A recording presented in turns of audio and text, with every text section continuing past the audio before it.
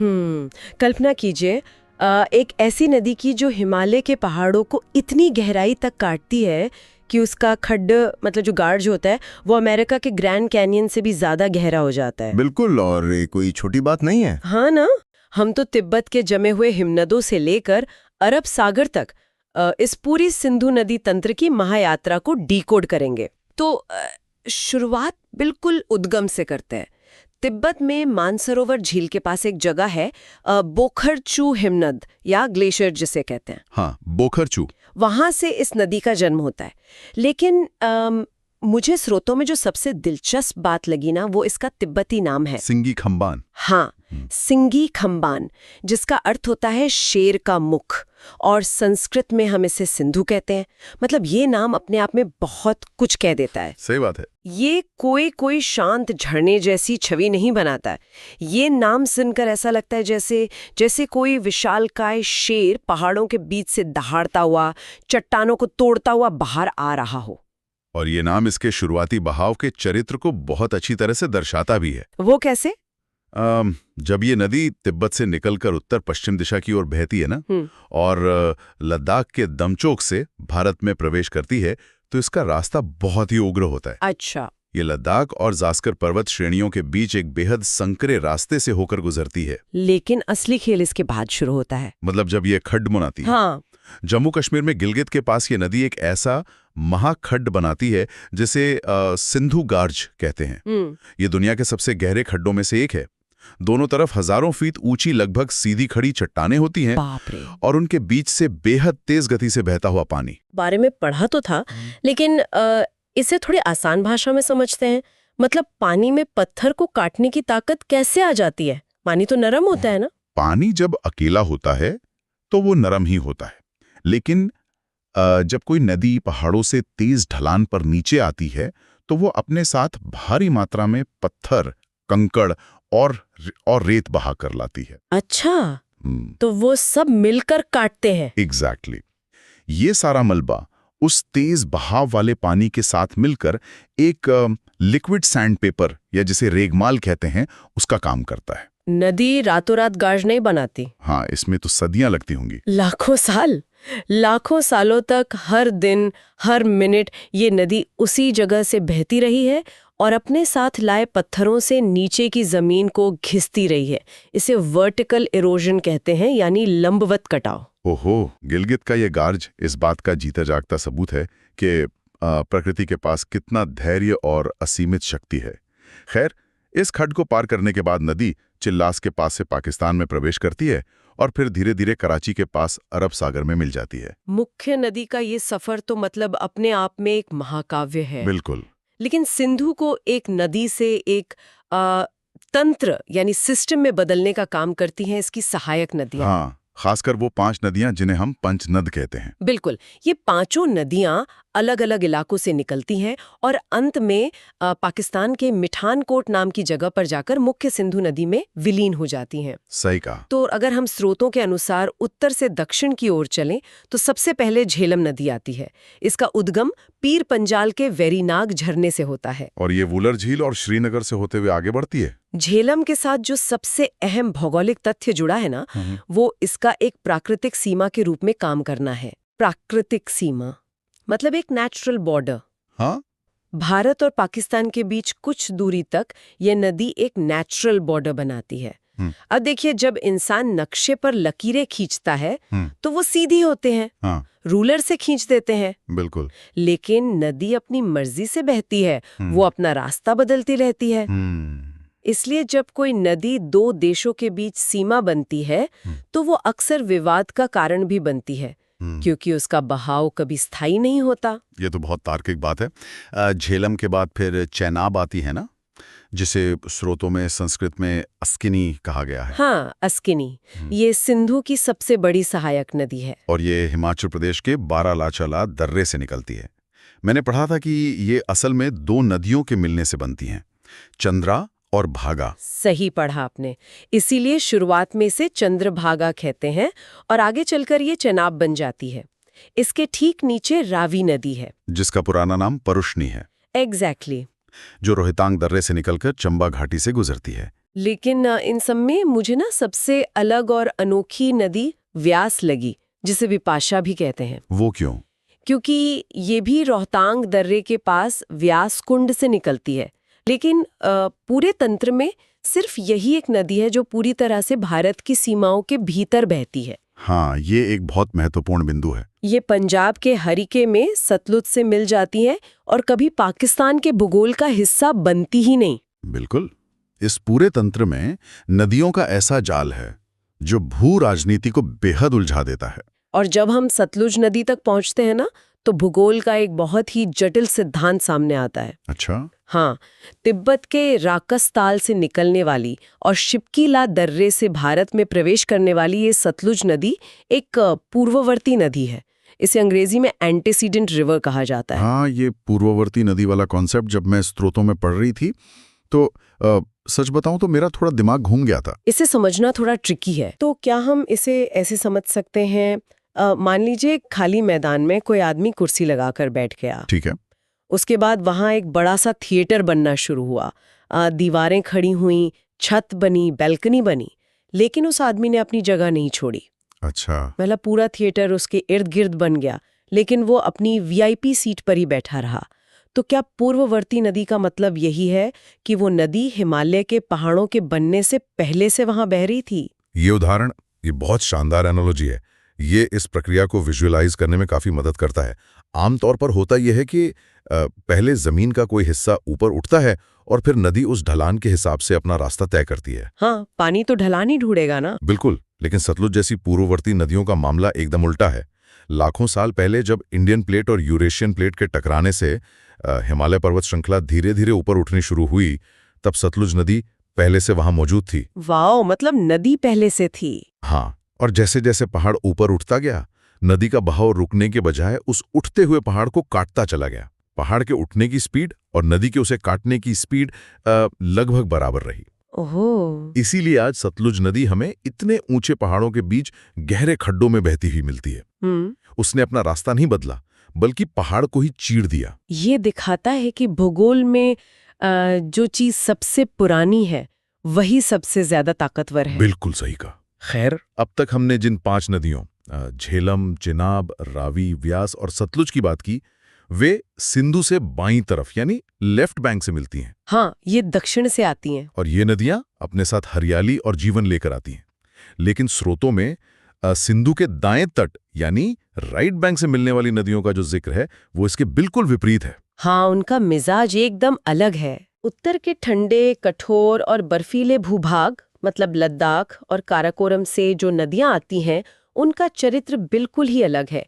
इनमें गिलगिट, हुंजा और काबुल जैसी नदियां शामिल हैं। वहां का भूगोल दक्षिण के मैदानी इलाकों से एकदम अलग है ना। वो इलाका ना केवल बहुत दुर्गम है, बल्कि वहां का मौसम और ग्लेशियरों का पिघलना नदियों के स्वभाव को बेहद हिंसक बना देता है। हिंसक? हाँ, इसका सबसे सटीक उदाहरण है श्योक नदी। इस नदी को स्थानीय भाषा में और ऐतिहासिक दस्तावेजों में मृत्यु की नदी यानी रिवर ऑफ डेथ कहा गया है। मृत्यु की नदी। जब हम दक्षिण में नदियों को जीवनदायिनी मानकर उनकी पूजा करते हैं, तो उत्तर में एक नदी को मौत का नाम देना काफी अजीब लगता है और सहरन भी होती है। ऐसा क्या होता है श्योक नदी में जो इसे इतना खतरनाक बनाता है? देखिए, इसकी एक सहायक नदी है नुब्रा, जो विश्व प्रसिद्ध सियाचिन ग्लेशियर से निकलती है। इस पूरे काराकोरम क्षेत्र में होता यह है कि कई बार सर्दियों में बर्फ के विशाल टुकड़े या छोटे ग्लेशियर खिसक कर नदी के संकरे रास्ते को पूरी तरह ब्लॉक कर देते हैं। अच्छा, तो पानी रुक जाता है। हाँ, इससे नदी के पीछे एक बहुत बड़ी अस्थायी झील बन जाती है। पानी इकट्ठा होता रहता है और फिर गर्मियों में या पानी के भारी दबाव के कारण वो बर्फ का प्राकृतिक बांध अचानक से टूट जाता है। बाप रे। और इसके टूटते ही लाखों गैलन बर्फीला पानी, बड़े बड़े पत्थर और मलबा एक साथ नीचे की तरफ भागता है। इसे फ्लैश फ्लड या अचानक आई बाढ़ कहते हैं। मतलब कोई चेतावनी नहीं, कोई मौसम विभाग का अलर्ट नहीं, बस अचानक से एक बर्फीली सुनामी पहाड़ों के बीच से आ जाती है। ठीक ऐसा ही। और आपको बताऊं, ऐतिहासिक रूप से ये इलाका सिल्क रूट या मध्य एशिया और लद्दाख के बीच व्यापार का एक अहम रास्ता था। हाँ, व्यापारी गुजरते थे यहाँ से। बिल्कुल, प्राचीन काल में व्यापारी अपने घोड़ों और खच्चरों के साथ इन सूखी नदी घाटियों और बर्फीले रास्तों से गुजरते थे। अचानक आने वाली इस विनाशकारी बाढ़ ने अनगिनत व्यापारियों और उनके पूरे के पूरे कारवां को पलक झपकते ही खत्म कर दिया। ओह, ये तो बहुत भयानक है। जमा देने वाले पानी और मलबे से बचने का कोई मौका ही नहीं मिलता था। इसीलिए जो व्यापारी बचकर लौटते थे ना, वे इसे मृत्यु की नदी कहते थे। ये याद दिलाता है कि पहाड़ों में प्रकृति के अपने ही नियम चलते हैं। ये सच में एक बहुत ही खौफनाक तस्वीर है, लेकिन चलिए इस दुर्गम और जानलेवा इलाके से थोड़ा बाहर निकलते हैं और वापस नीचे मैदानी इलाकों की तरफ चलते हैं। हाँ, वो बेहतर रहेगा। जब ये सभी नदियां पहाड़ों से उतरकर समतल जमीन पर पहुंचती हैं, तो भूगोल का एक नया कॉन्सेप्ट जन्म लेता है, दोआब। दोआब, बिल्कुल।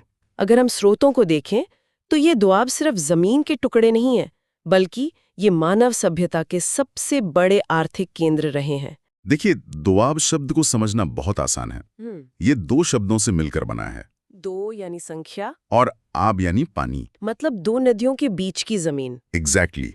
जब नदियां पहाड़ों से भारी मात्रा में गाद या जिसे हम सिल्ट कहते हैं, हाँ। वो उपजाऊ मिट्टी बहाकर लाती हैं और मैदानी इलाकों में फैल जाती हैं, तो वो मिट्टी इन दोआब क्षेत्रों में जमा हो जाती है। और ये खेती के लिए बहुत अच्छी होती होगी। ये मिट्टी खेती के लिए दुनिया की सबसे बेहतरीन और उपजाऊ जमीन होती है। इसीलिए प्राचीन काल से ही सभ्यताओं ने हमेशा इन्हीं दोआब क्षेत्रों में अपने ठिकाने बनाए। जिसके पास दोआब का कंट्रोल होता था, उसके पास सबसे ज्यादा अनाज और सबसे ज्यादा दौलत होती थी। और एक मजेदार बात बताऊं, इन दोआबों के जो नाम है ना, वो किसी प्राचीन पहेली या वर्ड पजल जैसे लगते हैं, लेकिन असल में वो बहुत तार्किक हैं। वो कैसे? सिंधु नदी तंत्र के जो मुख्य दोआब हैं, उनके नाम उनके बीच बहने वाली नदियों के नामों को मिलाकर बनाए गए हैं। हाँ, जैसे पोर्टमैंटो वर्ड्स होते हैं। बिल्कुल, जैसे सिंधु और झेलम के बीच के इलाके को सिंधु सागर दोआब कहते हैं। लेकिन इसके बाद का नामकरण बहुत दिलचस्प है। चेनाब और झेलम के बीच के दोआब को चज दोआब कहा जाता है। चज? हाँ, चेनाब का च और झेलम का ज बन गया चज। अरे वाह, ये नामकरण का एक बहुत ही व्यवहारिक तरीका था। वैसे इसे मुगल काल में राजस्व व्यवस्था को आसान बनाने के लिए व्यवस्थित किया गया था। अच्छा। हाँ, इसी तरह अगर हम आगे बढ़ें तो रावी और चेनाब के बीच का जो क्षेत्र है, वो रेचना दोआब कहलाता है। रावी से रे और चेनाब से चना। हाँ। और ब्यास और रावी नदी के बीच के हिस्से को बारी दोआब कहते हैं। ब्यास का ब और रावी का री। बहुत आसान है याद रखना, है ना? सबसे आखिर में व्यास और सतलुज के बीच का इलाका है, जिसे बिस्त दोआब कहा गया है। ब्यास का बी और सतलुज का स्त।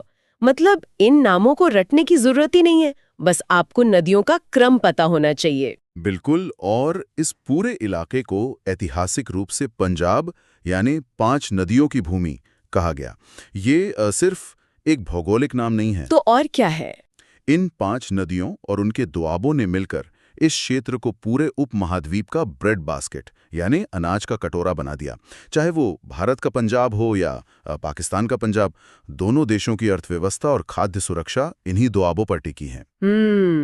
और यहीं पर बात सबसे दिलचस्प मोड़ लेती है। वो कैसे? क्योंकि जहां जमीन इतनी उपजाऊ हो और जहां करोड़ों लोगों का जीवन सीधे तौर पर नदियों के पानी पर निर्भर हो, वहां राजनीति और कूटनीति का आना तो तय है। हाँ, इसे ही हम हाइड्रोपॉलिटिक्स या जल राजनीति कहते हैं। बिल्कुल। स्रोतों में 1960 के सिंधु जल समझौते या इंडस वाटर ट्रीटी का बहुत विस्तार से जिक्र है। ये समझौता भारत और पाकिस्तान के बीच हुआ था और ये दुनिया के सबसे सफल लेकिन सबसे ज्यादा तनावपूर्ण जल समझौतों में से एक माना जाता है। इस समझौते को समझने के लिए ना हमें भावनाओं को किनारे रखकर इसके सिर्फ तकनीकी और तथ्यात्मक पहलुओं को देखना होगा। हाँ, हम यहाँ निष्पक्ष रूप से सिर्फ स्रोतों की बात कर रहे हैं। बिल्कुल। 1960 में विश्व बैंक की मध्यस्थता में ये तय किया गया कि इस पूरे नदी तंत्र की 6 नदियों को 2 हिस्सों में बांटा जाए। अच्छा। पूर्वी नदियां यानी रावी, व्यास और सतलुज के पानी पर भारत को पूर्ण अधिकार दे दिया गया। भारत इस पानी का इस्तेमाल सिंचाई, पीने और अन्य उपयोगों के लिए बिना किसी पाबंदी के कर सकता है। लेकिन पश्चिमी नदियों के मामले में शर्तें बिल्कुल अलग है ना। हाँ, क्योंकि सिंधु, झेलम और चेनाब इन 3 पश्चिमी नदियों के पानी के इस्तेमाल का मुख्य अधिकार पाकिस्तान को दिया गया। और ऐसा इसलिए किया गया क्योंकि पाकिस्तान का पूरा कृषि ढांचा और उसकी अर्थव्यवस्था इन्हीं 3 नदियों पर निर्भर करती है। समझ गई। लेकिन समझौते में एक ऐसा तकनीकी पेंच डाला गया जिसने कूटनीति का एक नया मैदान तैयार कर दिया। वो क्या था? भारत इन पश्चिमी नदियों पर जल विद्युत परियोजनाएं यानी हाइड्रो इलेक्ट्रिक प्रोजेक्ट्स बना सकता है, लेकिन शर्त यह है कि भारत पानी का प्राकृतिक बहाव नहीं रोक सकता। इस तकनीक को run of the river project कहा जाता है। Run of the river. जब मैं स्रोतों में ये कंसेप्ट पढ़ रही थी तो इसे समझने के लिए मेरे दिमाग में एक पुरानी साइकिल का उदाहरण आया। साइकिल का कैसे? देखिए, पुरानी साइकिलों के पहिए पर एक डायनेमो लगा होता था।